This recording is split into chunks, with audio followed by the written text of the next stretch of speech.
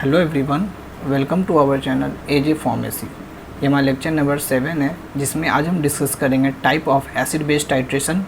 Okay, तो चलिए शुरू करते हैं कि what are the different type of acid base titration. तो जैसे हमने डिस्कस किया था एसिड बेस टाइट्रेशन के बारे में, उसके इंट्रोडक्शन के बारे में, कॉमन आयन इफेक्ट हमने डिस्कस किया था, हमने बात की थी theory of acid base indicator. अब हम बात करेंगे कि ये टाइप्स क्या क्या होते हैं एसिड बेस टाइट्रेशन के। सो बेसिकली हम बात करें तो 4 टाइप्स में इस चीज़ को हम क्लासीफाई करेंगे, 4 टाइप्स। ओके, तो इसको हम पहला टाइप्स को देखते हैं, जो कि है हमारा strong acid versus strong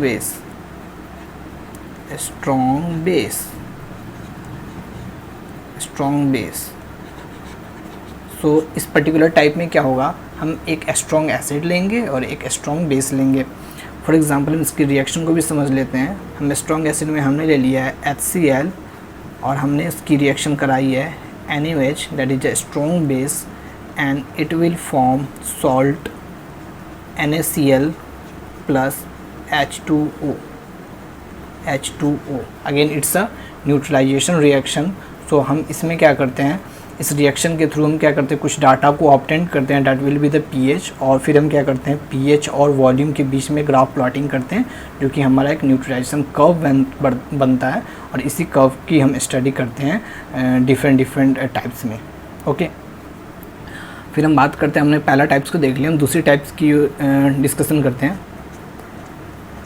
okay, सो हमारा दूसरा टाइप होगा strong acid versus weak base. Strong acid versus weak base. So इस पर्टिकुलर कैटेगरी में हम क्या करेंगे, एक स्ट्रॉन्ग एसिड लेंगे, दैट इज HCl हमने ले लिया है, और हम ले रहे हैं it's a weak base, not a acid, it's a weak base. Okay, so हमने वीक बेस में क्या लिया है, NH4OH। ओके, हमने इसकी रिएक्शन कराई, and the salt will form, that is NH4Cl, ammonium chloride plus H2O। Okay, so ये हमारा दूसरा कैटेगरी है under type of acid base titration. हम तीसरी टाइप्स की डिस्कशन करते हैं, जो कि हमारा तीसरा टाइप होगा weak acid versus strong base. Weak acid versus strong base. So इस पर्टिकुलर कैटेगरी में हम क्या करेंगे, एक तो हम वीक एसिड लेंगे और एक स्ट्रॉन्ग बेस लेंगे, और उसकी फिर हम क्या करेंगे, फर्दर टाइट्रेशन कराएंगे। सो हमने वीक एसिड में ले लिया है acetic acid, that is CH3COOH will react with the strong base, that is NaOH, and it will form salt, that is CH3COONa plus H2O। सो इस कैटेगरी का ये प्रिंसिपल रिएक्शन है। अब हम बात करते हैं चौथी कैटेगरी की, चौथी टाइप की, जो कि हमारा होगा weak acid versus weak base.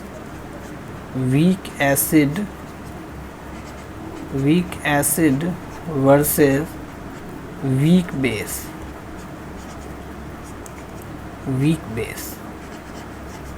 Okay, so इस पर्टिकुलर कैटेगरी में हम क्या लेंगे, एक तो वीक एसिड लेंगे और एक वीक बेस भी लेंगे। तो वीक एसिड में हम ले लेते हैं acetic acid, again CH3COOH, and it will react with weak base, that is NH4OH, ammonium hydroxide, and it will form salt, that is ammonium acetate, that is CH3COONH4 plus H2O। So it is a principal reaction of weak acid versus weak base। तो हमने क्या बात कर लिया, different type of acid base titration के बारे में हमने डिस्कस कर लिया। अब हम इस एसिड बेस टाइट्रेशन का क्या सिग्निफिकेंस है, तो हम करते क्या हैं, इसकी हम क्या करते हैं, टाइट्रेशन कराते हैं। फिर जब टाइट्रेशन कराने के बाद हमें क्या होती है, कुछ डाटा ऑब्टेंड होते हैं, डैट विल बी पीएच, और जो हमारा वॉल्यूम ऑफ जो भी हमारा ये होगा ब्यूरेट से हमने जो वॉल्यूम कंज्यूम कर रहे हैं उसकी वॉल्यूम को प्लॉट करेंगे एक्स एक्सिस पे, और जो वाई एक्सिस पे हम क्या कर लेंगे, पीएच को लेंगे, और फिर इसको क्या करेंगे, इस ग्राफ को प्लॉट करेंगे तो हमें क्या कर्व मिलेगा, और इसी चीज़ को हम बोलेंगे न्यूट्रलाइजेशन कर्व। सो हम क्या करते हैं, इन सारे टाइप्स के न्यूट्रलाइजेशन कर्व को देख लेते हैं। ओके, इसके कर्व को हम देखते हैं। अच्छा, इसके कर्व को देखने से पहले मैं क्या कर रहा हूँ, मैं आपको ये बता देता हूँ कि हमने प्लॉट करना क्या होता है। सो ये मान लो कि हमने ये ले लिया है, ग्राफ की बात कर रहे हैं, तो ये हमारा क्या है, एक्स एक्सिस है, ये हमारा वाई एक्सिस है। तो एक्स एक्सिस पे हम क्या करते हैं, प्लॉट करते हैं वॉल्यूम को प्लॉट करते हैं, ओके, और वाई एक्सिस पे हम क्या प्लॉट करेंगे, पीएच को। और जब हम इसको प्लॉट करेंगे तो कुछ इस तरीके का ग्राफ बनता है, ठीक है, कुछ इस तरीके का।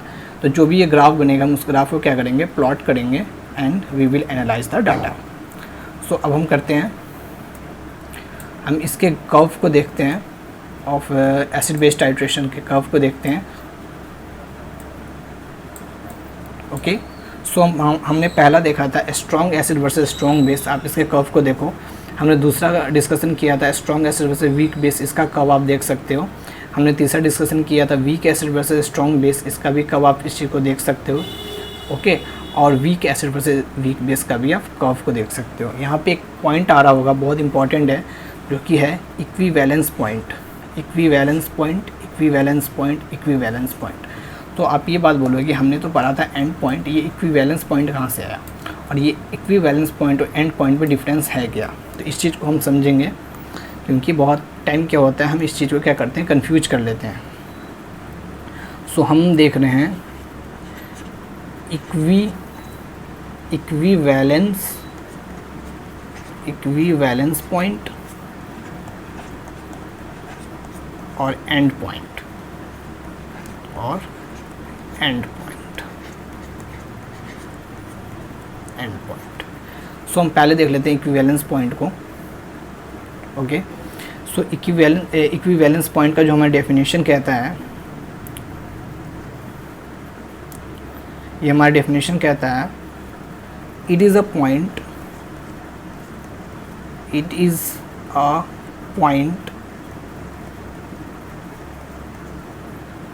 of a chemical reaction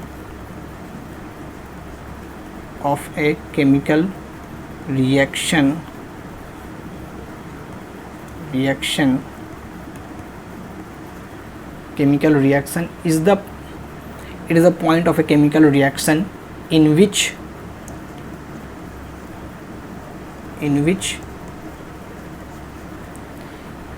chemically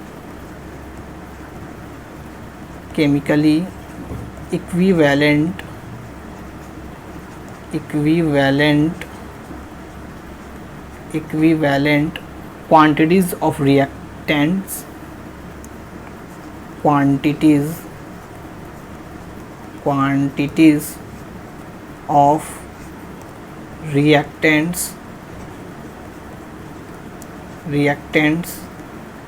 has been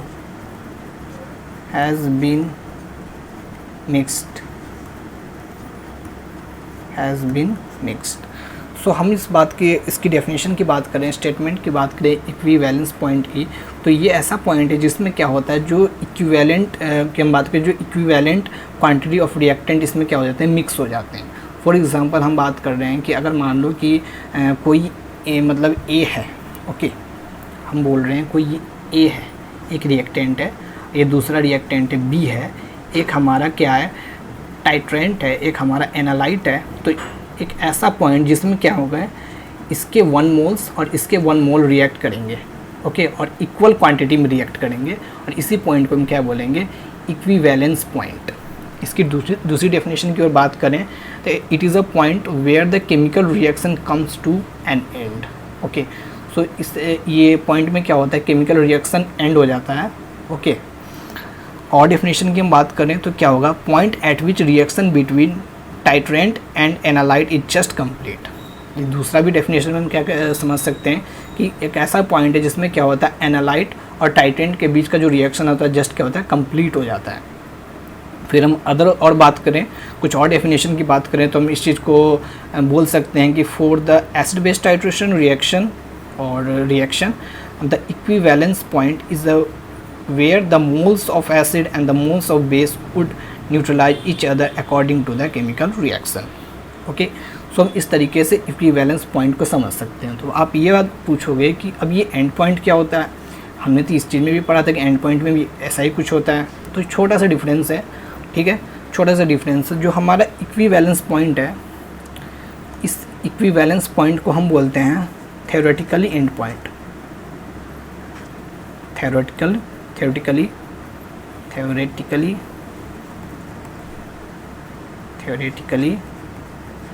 and point, it's a theoretically and point.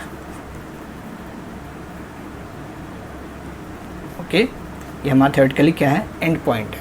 Okay, so अब हम बात करते हैं ये जो इक्विवेलेंस पॉइंट है इसको इंडिकेटर मेथड से हम क्या कर सकते हैं, ये नहीं कर सकते, अचीव नहीं कर सकते, it's a next to impossible है। हम इसको अचीव करते हैं बाय द इंस्ट्रूमेंटल मेथड, जो कि आप पढ़ोगे पोटेंशियोमीटर और कंडक्टोमेट्री में।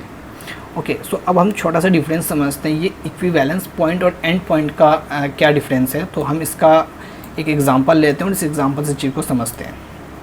फॉर एग्जांपल हम ले रहे हैं HCl, जिसकी हमें कंसंट्रेशन पता है। Okay, it is a titrant. Okay, और हम ले रहे हैं NaOH, that is a analyte. Okay, ये है हमारा टाइट्रेट है। सो इट विल फॉर्म, इसको ध्यान से समझो, NaCl + H2O। ओके, सो क्या हुआ, HCl ने NaOH के साथ रिएक्शन करके NaCl बनाया और H2O बनाया। तो ये कब इन्होंने बनाया, जब ये क्या होते हैं, दोनों एक दूसरे से इक्वली जब मिक्स हो जाते हैं तो उस टाइम क्या होती है, pH हमारी क्या हो जाती है, 7 हो जाती है। और ये क्या, जब इक्वली मिक्स हो जाते हैं, एक दूसरे को न्यूट्रलाइज कर देते हैं, तो इसी चीज़ को हम बोलते हैं equivalence point. Equivalence point, okay, ठीक है, हम इसी चीज़ को क्या बोल रहे हैं, इक्विवेलेंस पॉइंट। और जो एंड पॉइंट है, इक्विवेलेंस पॉइंट का just another step,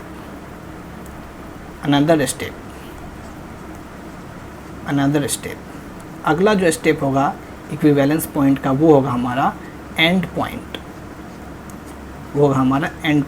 for example हम ले रहे हैं HPH, दैट इज़ फेनोप्थिलीन का हम रेफरेंस ले लेते हैं।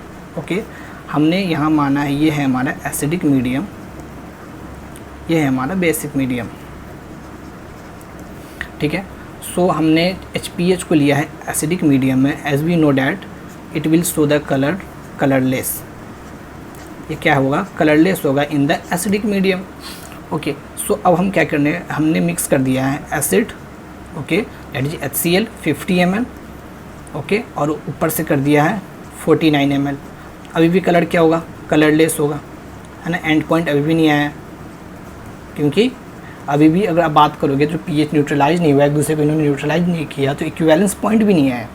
अब हमारा 50 ml यहाँ पे क्या है, एसिड है, 50 ml बेस है, और एक दूसरे को अभी न्यूट्रलाइज करके pH क्या हो जा रहा है, यहाँ पे 7 हो जा रहा है, pH हमारा 7 हो जा रहा है, ठीक है। तो ये हमारा क्या हो जाएगा, इक्विवेलेंस पॉइंट हो जाएगा, लेकिन ये हमारा एंड पॉइंट नहीं होगा इन द इंडिकेटर मेथड, ये हमारा हो जाएगा इक्विवेलेंस पॉइंट, क्योंकि दोनों ने एक दूसरे को क्या कर दिया है, न्यूट्रलाइज कर दिया है। और इस रिएक्शन में, इस स्टेज में क्या हुआ है, जो हम बात करें टाइट्रेंट और एनालाइट का बीच का जो क्या है, इक्वल क्वांटिटी में एक दूसरे से क्या कर चुके हैं, मिक्स कर चुके हैं, और दोनों की जो रिएक्शन जस्ट कंप्लीट है, जो कि हमने एज पर डेफिनेशन चीज़ को पढ़ा। लेकिन फिर भी अगर हम बात करें यहाँ पे कलर क्या होगा, वो कलरलेस ही होगा, क्योंकि हमने बात किया जो हमारा HPH है, दैट इज़ फेनोप्थिलीन, वो कलर शो करेगा बेसिक मीडियम में। अब हम इस चीज़ को मान रहे हैं कि नीचे से हमारा क्या है, फ्लास्क में बात कर रहे हैं, ठीक है। सो हमारे पास के HCl 50 ml है, और हमारे पास बेस 51 ml हमने क्या कर दिया, अब ऐड कर दिया। ओके, सो अब क्या हुआ, 50 ml NaOH ने अब HCl के साथ 50 ml HCl के साथ रिएक्ट कर लिया, ओके, उसने NaCl बना लिया, एक दूसरे को न्यूट्रलाइज कर दिया। अब क्या हुआ, वो जो 1 ml है वो एक्स्ट्रा रह गया, और वो क्या करेगा, उस फ्लास्क की pH को डिसाइड करेगा, और क्योंकि वो फ्लास्क में 1 ml बच गया, वो क्या है बेसिक है, तो वहाँ पे pH क्या है बेसिक है, और हम बात कर रहे हैं कि जो HPH होता है वो बेसिक मीडियम में क्या करेगा, पिंक कलर शो कर देगा, और हम इस चीज़ को बोलते हैं तो ये हमारा है एंड पॉइंट। लेकिन हमारे इक्विवेलेंस पॉइंट क्या था, हमारे 50 ml में ही मिल चुका था। अगर हम बात करें इक्विवेलेंस पॉइंट हमें पहले स्टेप में मिल चुका था, एंड पॉइंट हमने सेकंड स्टेप में हमें मिला, ठीक है। तो अब अगर बात करें एक्यूरेटली डाटा तो हम इक्विवेलेंस पॉइंट को ही लेके चलते हैं, लेकिन जो हम बात करें इंडिकेटर मेथड में तो इक्विवेलेंस पॉइंट को फाइंड आउट करना बहुत ही डिफिकल्ट होता है, इसलिए हम उस चीज़ को एंड पॉइंट का नाम देते हैं, जिसमें क्या होता है छोटी सी करेक्शन को मेड कर लेते हैं। तो this is all about the equivalence point and the end point and the different type of acid base titration. मिलते हैं नेक्स्ट वीडियो में, तब तक के लिए please like this video, share with your friends and subscribe to our channel. Thank you so much guys for watching this.